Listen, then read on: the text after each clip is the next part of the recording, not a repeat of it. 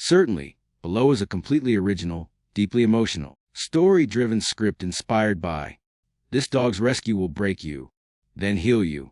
It's crafted to draw readers or viewers in through vivid imagery, raw emotion, and a powerful narrative arc that's designed to resonate widely and have viral potential. The style is cinematic and immersive, perfect for a long-form video or written feature. It's around 2,500 words and contains no captions or headings, as requested. The morning was gray and cold, the kind of chill that seeps into your bones and refuses to leave. A drizzle fell lightly, but the streets were still wet from last night's storm, the kind that turns city corners into puddles and shadows. The neighborhood was the kind most people passed by without a second glance. A place where broken things gathered, forgotten and worn.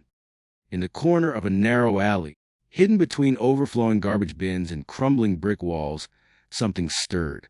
A small, trembling shape, barely bigger than a loaf of bread, was curled tight against the cold concrete. His fur was tangled and filthy, more skin than coat, his eyes wide and terrified. His name was Murphy.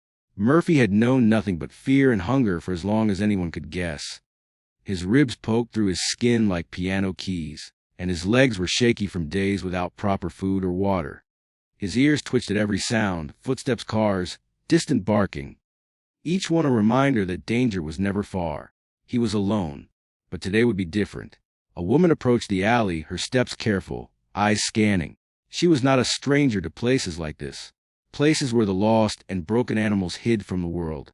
Her name was Leah. She worked with a small rescue group that didn't get headlines or fancy donations but moved quietly, one life at a time. Leah stopped as she spotted Murphy, shivering, curled into himself, her breath caught. She dropped to her knees, slowly reaching out her hand, speaking softly in a voice full of warmth and promise. "It's okay, little one. I'm here to help." Murphy didn't trust her at first. Years of pain and betrayal made him snap and growl when she moved too close. But Leah was patient. She sat still, letting the cold seep into her skin, until Murphy's fierce eyes began to soften. Hunger was stronger than fear. She pulled a small piece of chicken from her bag and held it out. Slowly, Murphy crept forward and took it, his tail flicking slightly. The first small victory. The rescue wasn't over, but this was the beginning. Leah wrapped Murphy in an old blanket she carried, careful not to hurt him. The vet's office was a short drive, but Murphy's body trembled with every step. The doctor's face was grave. Murphy's condition was dire. Severe malnutrition, dehydration, wounds infected from old bites and scratches, and a coat so matted it almost hid the scars underneath. But there was something else. In Murphy's eyes, the vet saw a spark. A will to survive that refused to be crushed. The days that followed were a battle. Leah was there every moment, feeding Murphy tiny meals, coaxing him to drink, cleaning his words with gentle hands. She spoke to him in whispers, telling him stories of hope, love, and safety. Murphy flinched at every sudden noise, every quick movement.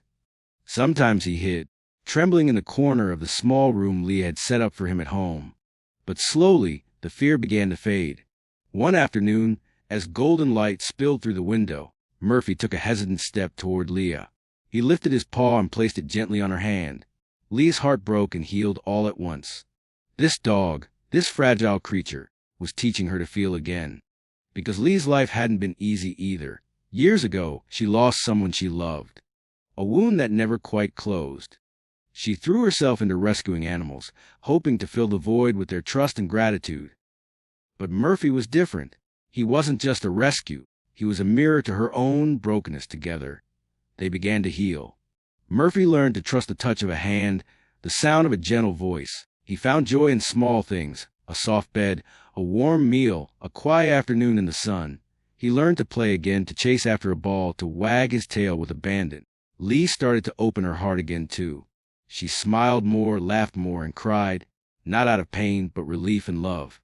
The rescue group shared Murphy's story online, posting pictures and videos of his slow but steady recovery.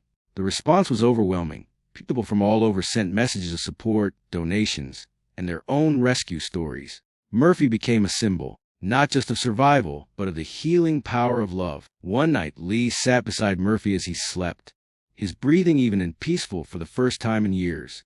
She whispered, "Shaved me, Murphy. I hope I saved you too." The tears that fell were not of sadness, but of a heart made whole again.